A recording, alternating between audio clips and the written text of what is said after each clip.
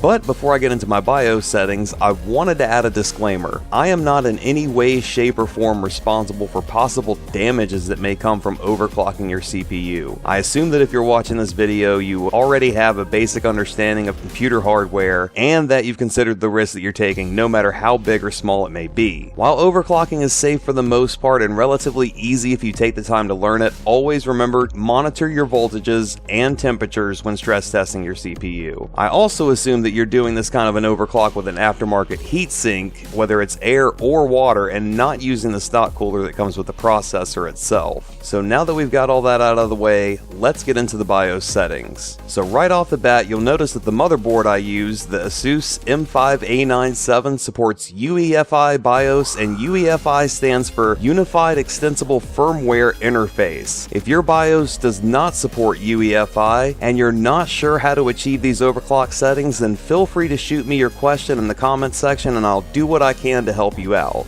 So obviously we're going to need to go into the advanced settings to overclock the processor, so once you go into there, go ahead and click on AI Overtweaker so we can begin the overclock.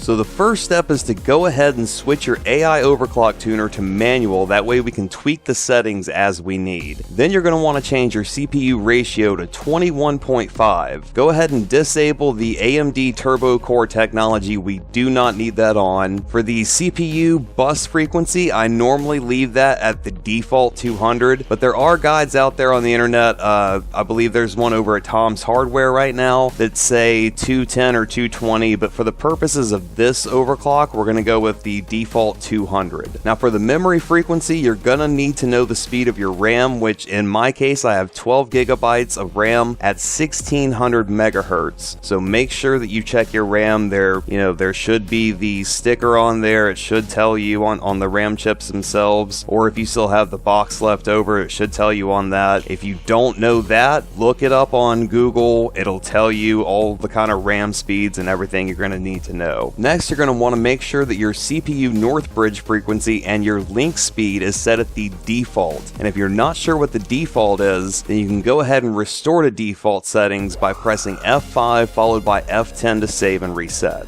Then from there, you want to go ahead and disable CPU spread spectrum, PCIe spread spectrum, and EPU power saving mode. Skip the timing and driving controls, you don't need to bother with that for this overclock. Set your CPU load line calibration and North Bridge load line calibration. I like to enable it, so go ahead and enable it if you want to. I feel it gives the overclock a little bit more of a boost, but you can leave it disabled if your temperatures get a little too high. It's totally up to you. The overclock can work either enabled or disabled. Like I said, totally up to you. I like it enabled because I feel like I get a little bit more of a boost out of it. Next, you're going to want to go ahead and set your CPU and North Bridge voltage to manual, and then go ahead and bump the manual voltage to 1.4 and the North Bridge voltage to 1.23. Now that we've set our ratios and voltages and turned off a few things that could limit our overclock, it's time to disable a few more things before we wrap it up. Go ahead and click on the Advanced tab and make sure that Core C6 State and HPC mode are disabled, and we can go ahead and leave the rest on auto mode for the time being. So now that we're done, go ahead and hit F10 to save changes and reset, and you've just overclocked your FX 6300 to 4.3 gigahertz. Now, as with any overclocking, whether it be CPU or GPU, you want to make sure that you stress test for at least 15 minutes to an hour. I've heard of people going 24 hours or sometimes even 2 days in some cases, which to me kind of seems ridiculous, but I mean, the more stress testing you do, the better, I guess. Now, the programs that I've stood by and always recommend to everyone is CPU-Z, SpeedFan, and Prime 95. Those three programs are what I use to stress test whether I'm overclocking my CPU or my GPU. I don't really use CPU-Z for my GPU so much, or Prime 95. I use a couple other programs, but ask me about those programs and I'll tell you what those are if you really want to know. Hardware Monitor is another good program, but I normally find that my bases are pretty well covered with the three that I mentioned, and I'll go ahead and include the links to download those programs in the description if you don't already have them. Now, this overclock has not once not once giving me a blue screen, and everything runs smoothly for me. But please make sure to run a stress test for a little while, because there's going to be so many different factors that come into play when you're talking about keeping your processor cool and moving efficiently. Anyways,